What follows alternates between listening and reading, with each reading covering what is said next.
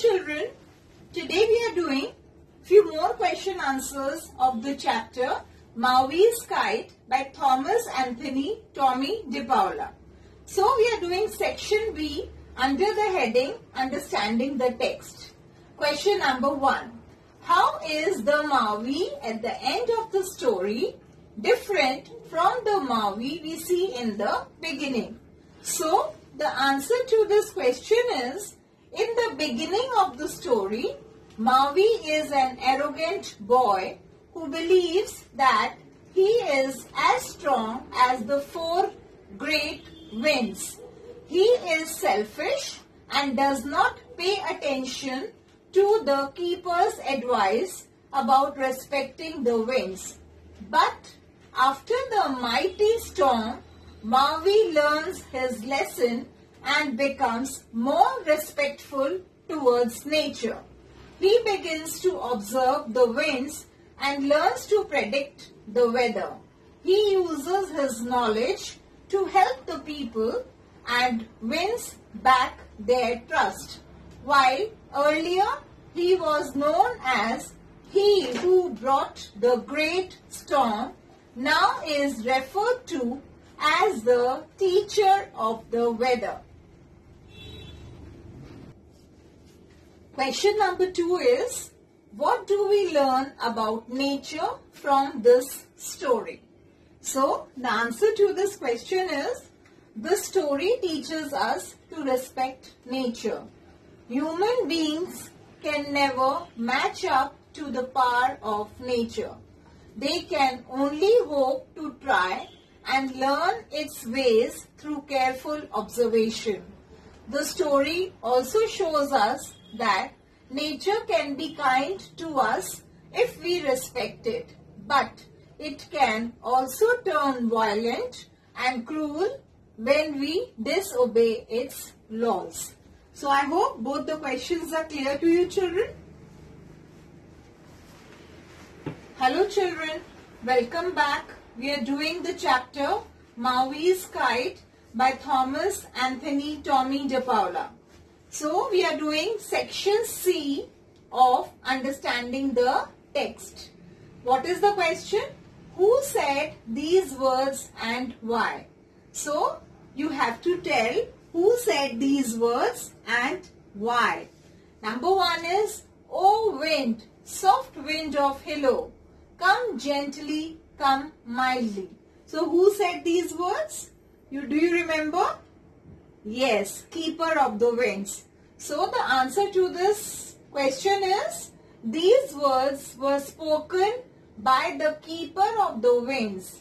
She used them to call the gentle winds of Ipu Iki, which would help Maui fly his kite.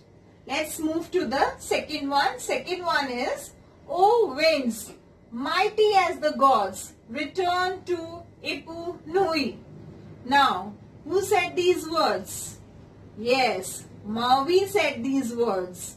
First he sang a song to bring all the 4 great mighty winds from Ipu Nui, and now he wanted to control them. So he said these words. So the answer to this question is, Maui said this in an attempt to control the mighty winds of Ipu Nui, which were becoming increasingly violent and caused a huge storm in the village.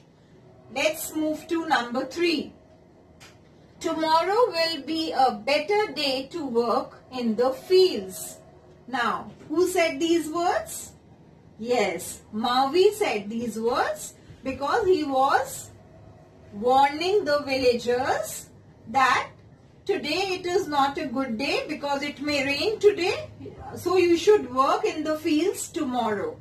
So who said these words? Answer is, Maui said this to the men who were going to work in the fields.